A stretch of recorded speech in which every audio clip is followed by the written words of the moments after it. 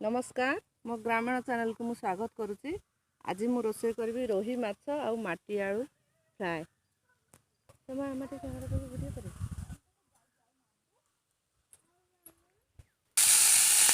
बर्तमान माछ गुड़िक मु भल भाव में भाजी नौची।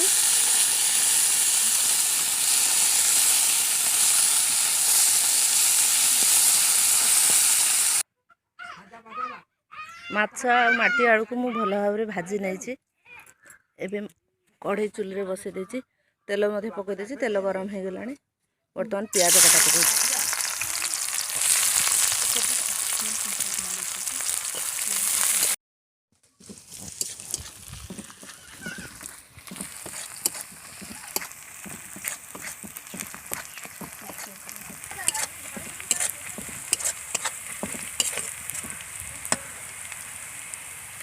पियाजटा भजा हो आसला। एबे रसुण बटा दे दउछि। रसुण को कुछ समय भाजी देबी।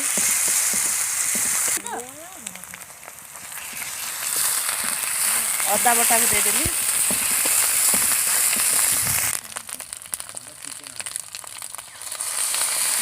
पानी टिके दे दउछि। एथर टिके हळदी गुंड पके दउछि।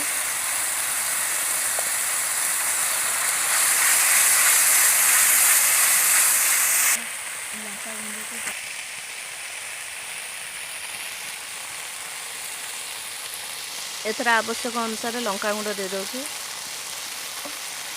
जो मैंने कम राग खाते अल्प लंका दे पारि।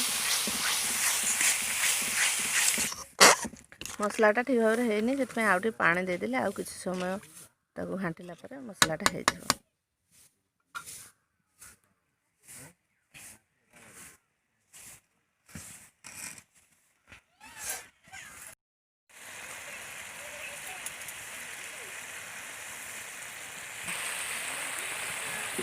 एथर तरकारी स्वाद अनुसार लुण दे दउछि।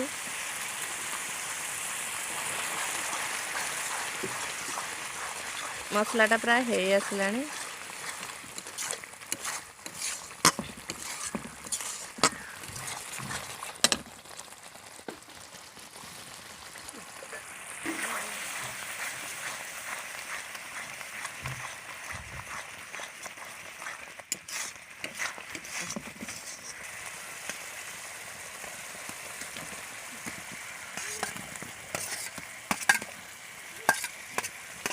भाजी रखी माटी आलू गुड़िक देकी मसला कुछ समय घाटी।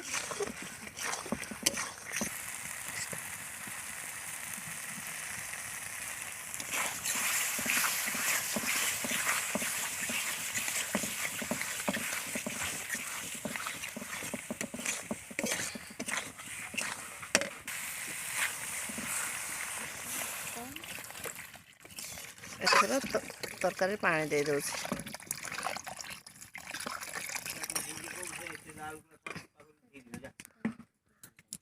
किछि टाइम फुटी गला पर माछ दे देबी।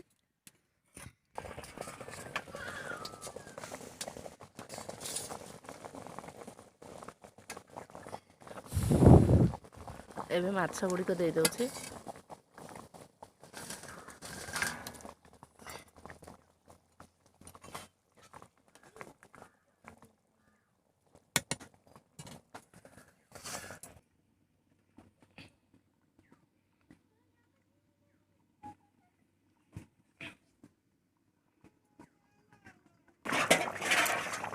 एबे तरकारीटा हो गलानी।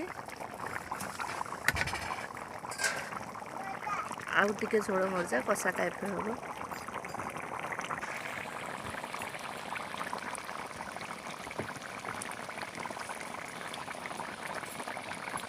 एथर झोल कमी गलानी।